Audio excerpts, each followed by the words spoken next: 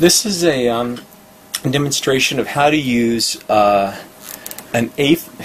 melodic minor in a 2/5 to create tensions on the 5 chord.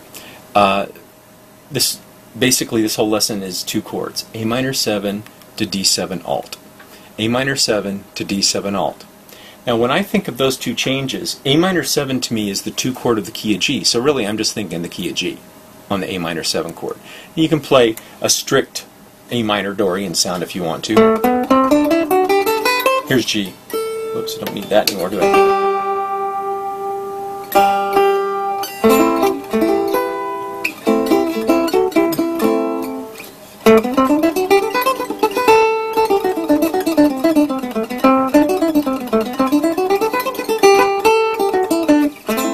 That's an A minor Dorian scale and A minor chord.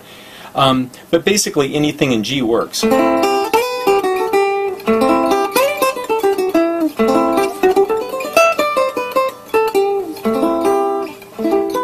I'm thinking G major for the A minor chord, and then D7 alt. What do you do on a D7 alt chord? What we want to play is E flat melodic minor. And again, I've got some documents on the Banjo Hangout that are in a folder on my picks page called Melodic Minor Lesson, I think, and it kind of gives you an A flat melodic minor approach. In this case, we're looking at E flat melodic minor. Now, I'm going to illustrate why I feel you need to know how to play a major scale starting on any note. Especially on a banjo fingerboard, you got to move around a lot to get any range. So you want to be able to immediately see where you need to go to be thinking through a particular note set or a particular sound. For me, G major is just, it's a very simple thing to look at if you look at it from here. I'm looking at the 7 modal scales, which again I've got tabs on the Banjo Hangout and other videos that explain this, but really quickly: D Mixolydian, E Aeolian, F sharp Locrian, G major, A Dorian, B Phrygian, C Lydian, and we're back to where we started. The scale that colors that G major or D7 sound is an E flat melodic minor. Well, there are 7 modal scales for E flat melodic minor. Here's the first one. Half step up from D.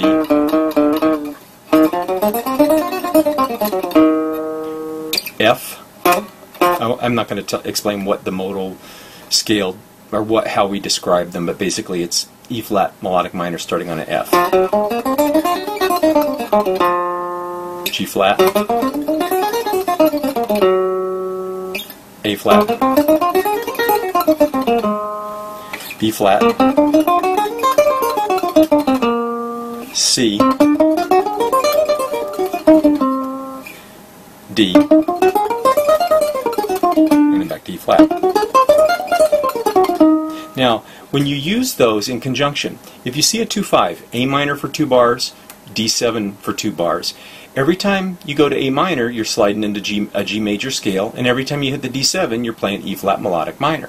So it sort of sounds cool if you use those modal scales, what I call modal scales, as an exercise to create tension, release tension, create tension. What I'm going to do is I'm going to start as low as I can and play G major in just a simple scale kind of a pattern or whatever, then play E flat melodic minor over the D chord. The next mode up of G major for the A minor, the next mode up of E flat melodic minor for the D7, the next mode up of G major for the A minor, the next mode up of melodic minor for the D7, and so on and so on. And I'll cover all 7 modes in between, and I'll try to do it slow enough, or try to get it so you can see what these are. I'll play through it once or twice here, depending on how badly I mess up. Here we go. G major, A minor.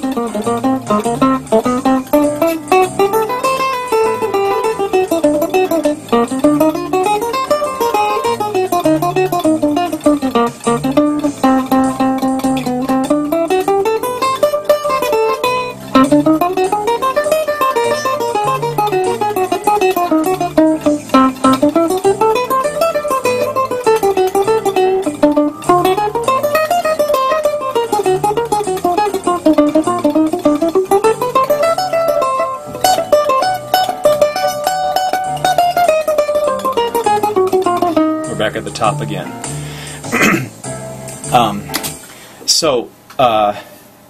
In that case I was ascending, changing from G major to E flat melodic minor, playing the very next possible shape of a modal scale or the note set that's available all the way up the fingerboard. So it was 7 modes of major, 7 modal scales of major, 7 modal note sets of major, G major, and 7 modal note sets of E flat melodic minor. You can do the same thing descending. Let's see if I can do that. You have to think upside down. It's a little hard, but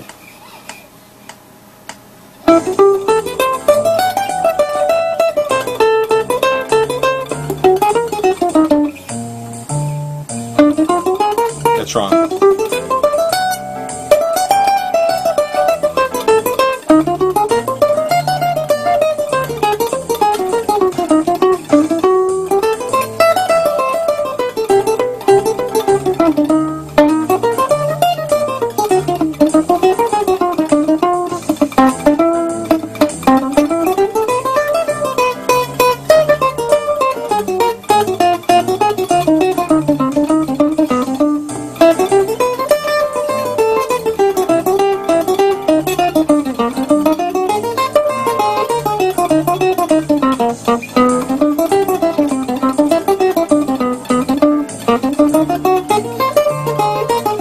That one.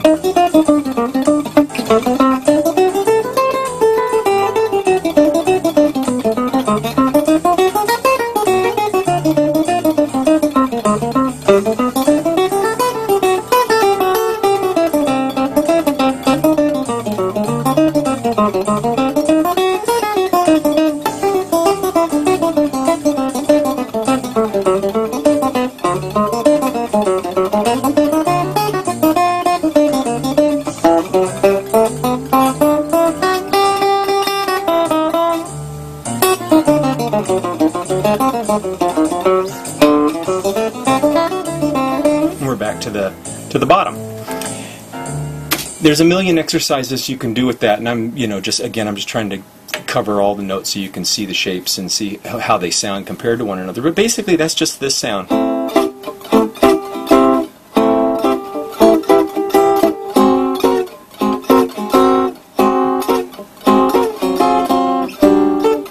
Never makes it to the one.